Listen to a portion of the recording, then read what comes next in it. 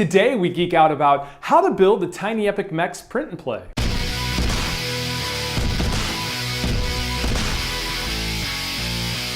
Hey guys, what's going on? This is Lee with Geek City USA here, and today we're going to talk about how to build the Tiny Epic Mechs print and play. Now, every time that Gamelyn Games releases one of the Tiny Epic games on Kickstarter, there's always a black and white version print and play of a light version of the game for the people to download and test out. Now, I've used this in the past to test some of the second edition games that were released, or to give Tiny Epic Zombies a test run. But this time around, I figured that I would do it for Tiny Epic Mechs, and I figured that there were probably a handful of people out there that weren't familiar with how to build a print and play, or maybe thought that there was more involved than there really is. So I thought this would be a great opportunity to give a quick lesson on how to build this print and play.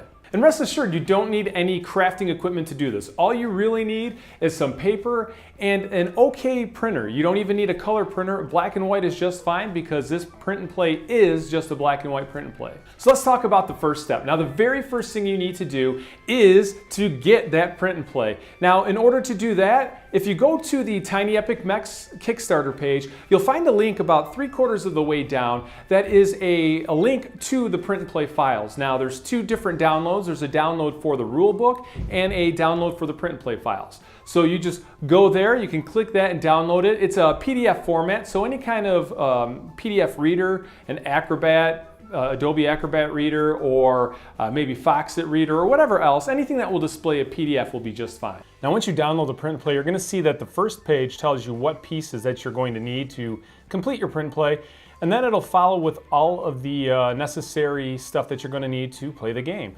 Now, this is all in black and white, because obviously if you have a high colored print and play, high quality, and you print it out, you're not necessarily going to buy the game. But this gives you enough to actually play the game and really see how the game plays, see if you like it, or prep you for when your version actually comes in the mail in a couple of months. So once you have this, you just need to print this out, and you can actually skip printing the first page unless you really want to print it. Now, also, you're going to want to print it with the size to be the actual size of the document. That way you're not stretching it. The components are the size that they were intended to be. If you did fit or something, it might stretch things or skew them funny, and you typically want to stick to actual size. And then once you do that, you're good to go ahead and print it out. I would suggest printing it out on a cardstock, and I will talk about that here in 1 second. Now, because I like to print that first page out, I'm going to put a regular piece of paper in here first, and then I'm going to put the cardstock underneath it.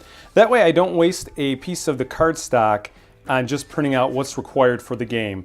Because this is only going to, just be thumbed around with me. It's not going to actually be used in the game, so you don't need it to be a good quality. Now, sometimes when you're building a print and play, you can get really in depth with it. A lot of times for me, I'll print on linen stock paper, I'll spray varnish or lacquer them with a gloss spray, I'll then glue them to a piece of black core in the middle. You don't need to do any of that for the Tiny Epic Mechs print and play, because this is just one-sided and it's all black and white. So what I found works best is if you print to a cardstock, what I would recommend in this case, or what I use, is 110 index paper. Now, this is going to be a thicker cardstock, kind of like you find in an index card, and this will work just fine. It'll give you just enough stiffness to make a suitable game component that you can play with, and you'll get some good use out of it. It won't wear down too much. It'll do its need just fine.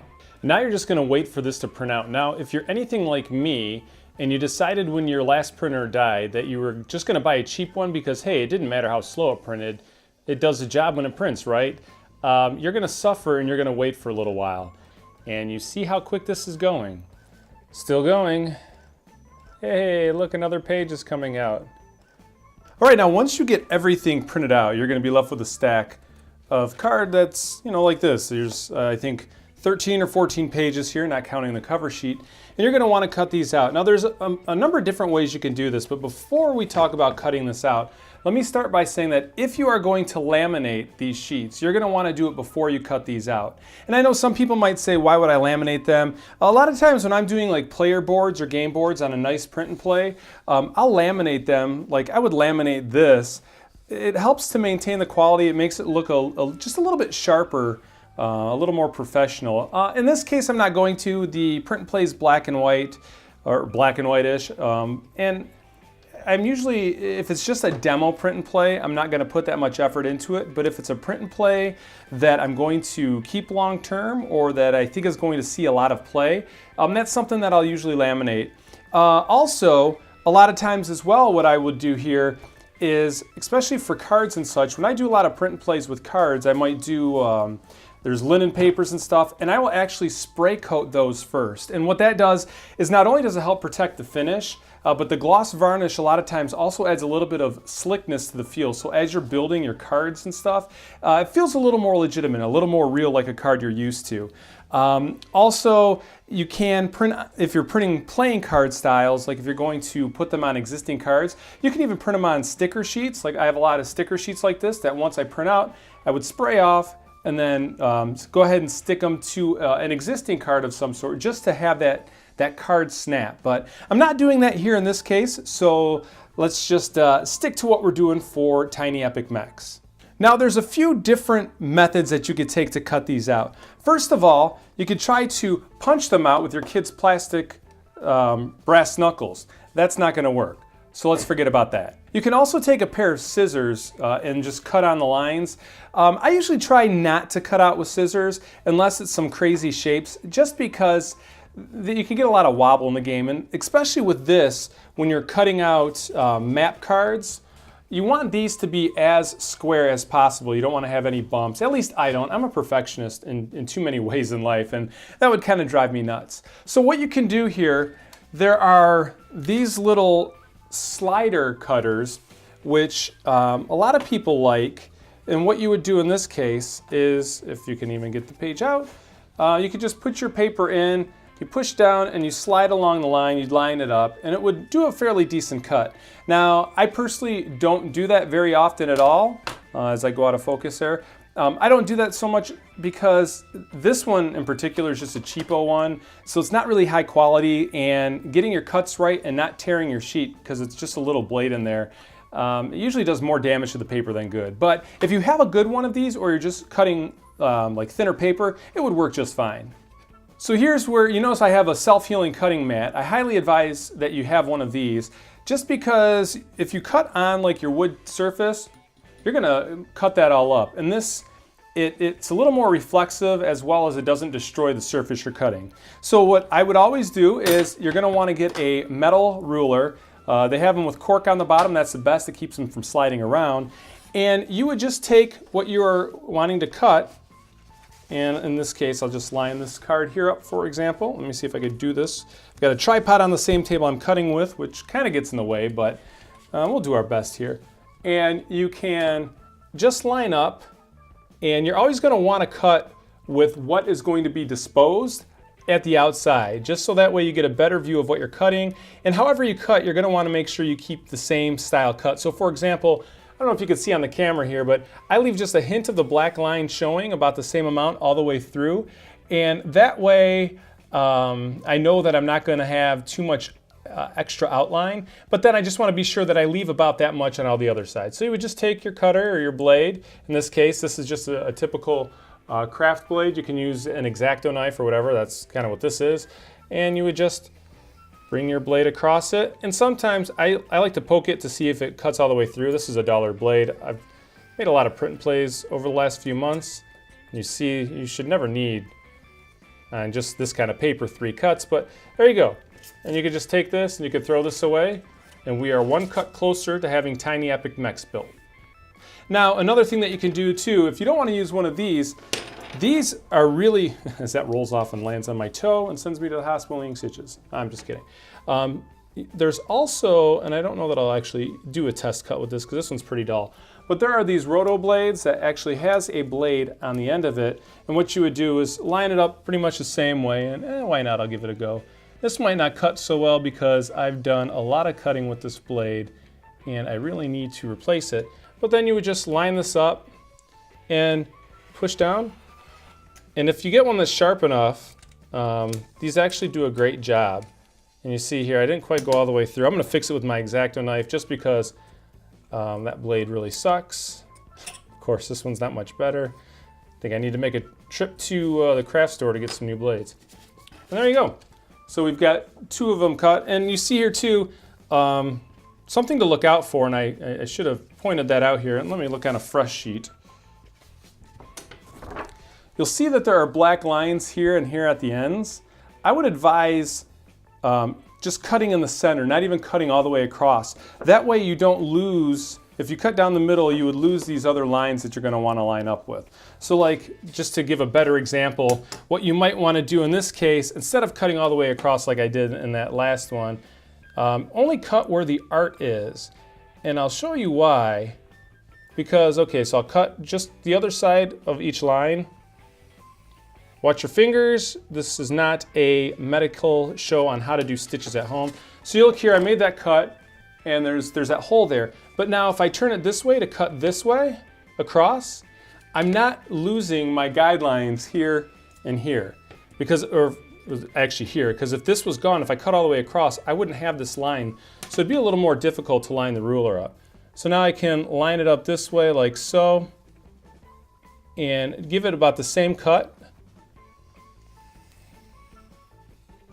And you'll see it removes it from here also. And I can cut down the middle, just line it up as best that I can. And again, this is a print and play of a, just a demo to get a vibe for the game. If you had the premium print and play at the end of the campaign, you're gonna want to spend time to make sure this is all perfect. But if you just want to get a vibe for how the game plays, this is, just make it kind of quick. But you could cut in the middle there, and you'll see now that this is cut, but I'm not going to lose my guidelines for the last few cuts here. Granted, you don't need a guideline for these middle cuts because there's right there in the middle, but you get the idea. So you're just going to finish out and cut the rest of your paper here. I mean, how can you not want this game? It has the Infinity Gauntlet in it. I mean the Shock Knuckles. All right, and then once you're finished cutting out your Tiny Epic Mechs print and play, it will look like this here.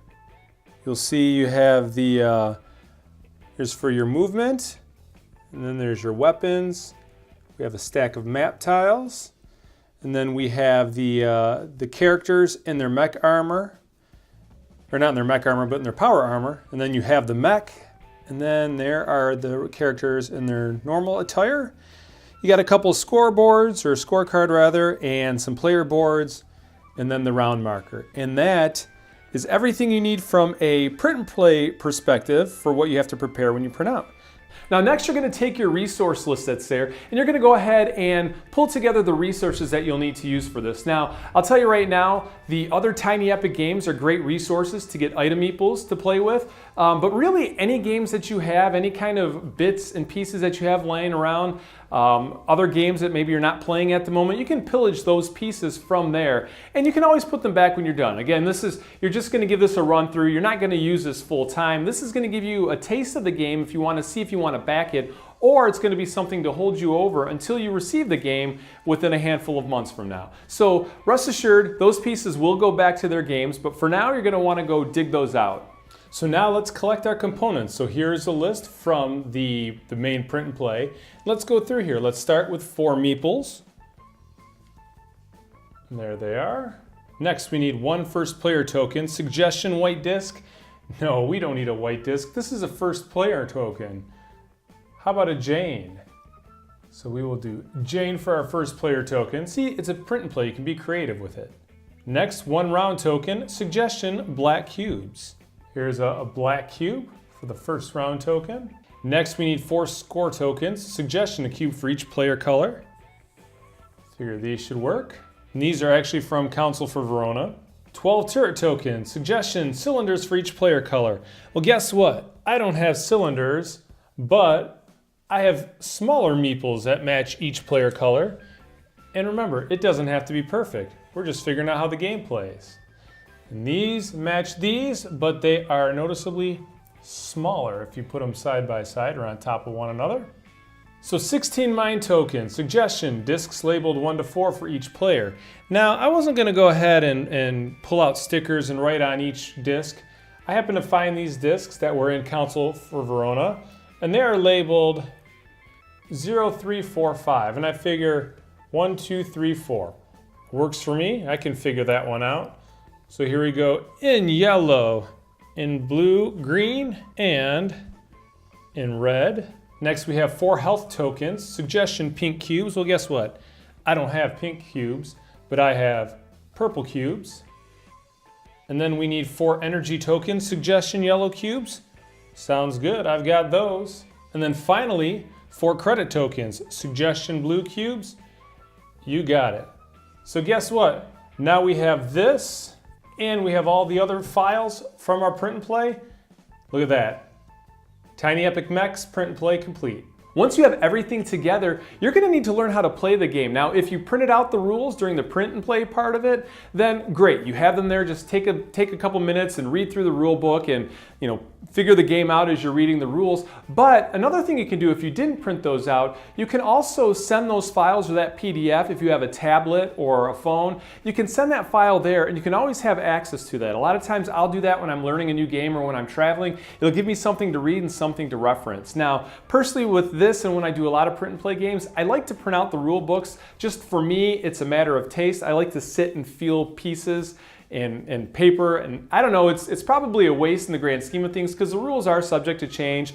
Again, this is a light demo version of the game, but whatever your desire is, whether you print it out or whether you send it to a tablet, now's the time to review those rules and get ready to play the game. There you go, Tiny Epic Mechs set up for a 2-player game. There's all the weapon cards at the top. There's our bases with our mines on them. All ready to go.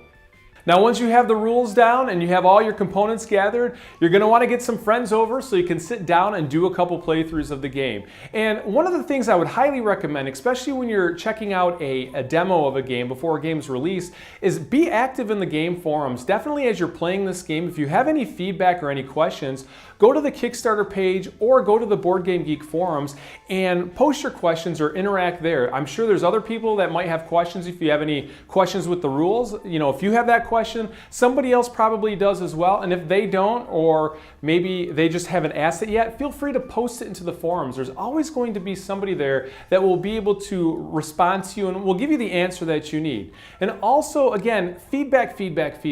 These games are still in demo. So if there's something that is rough to you or maybe some rule needs to be clarified, definitely provide that feedback because Gamelyn Games is fantastic at listening to user feedback and maybe rewording a rule or tweaking something here and there. So definitely be involved there. Outside of that, most importantly, have fun. This is a part of the hobby that is a riot, and if this is your first print and play, congratulations, you've just stepped into a whole new world. There are hundreds or even thousands of games that are out there. A lot of them are really good quality print and plays that you are now considered a veteran. You can go ahead and tackle any of them. Maybe not, but this at least gets you on the way. All right, guys, that's it. I'm Lee with Geek City USA. Thanks for hanging out with us. Be sure to comment down below. Let me know if this video helped you. Let me know if you made this print and play and what you think of the game. I haven't played the game yet. I only just built the print and play, but I'm looking forward to checking it out. Also, subscribe to us on YouTube, follow us on Facebook, Instagram, and Twitter. We love to interact with you guys through social media and just like to get to know you better. Once again, thanks for hanging out. I'm Lee, and we'll see you next time.